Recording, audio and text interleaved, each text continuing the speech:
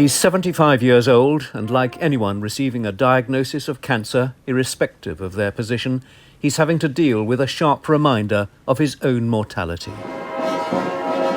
In terms of his constitutional role as head of state, not just of the United Kingdom, but of 14 other nations as well, that is unaffected, so long as he is not physically incapacitated, and there is no suggestion of that.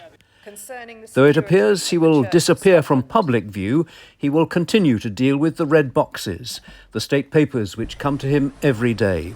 There are a multitude of documents, from parliamentary bills to a host of other things, which require his attention and his signature.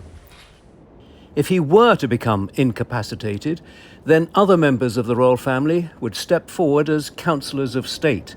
His wife, his siblings, and his sons are all councillors of state, but there's an acceptance that neither Andrew or the absent Harry could be seen to perform such a role. There to welcome His Majesty as A notable example of when councillors of state were required occurred in the early 1950s. Charles's grandfather, King George VI, had been diagnosed with lung cancer. He underwent an operation at Buckingham Palace to remove one lung. Other members of the family, including his wife, could have fulfilled his constitutional role while he was incapacitated. However, there is nothing to suggest such an arrangement will be required in Charles's case. If things changed, then a decision would have to be made for councillors of state to be appointed, and the king would have to sign the letters patent, effectively springing the councillors of state into life.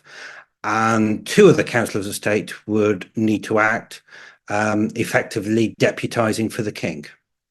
So for King Charles, a fit 75-year-old who's generally coped with life with resilience and humour, there is now the challenge of dealing with the levelling impact of cancer.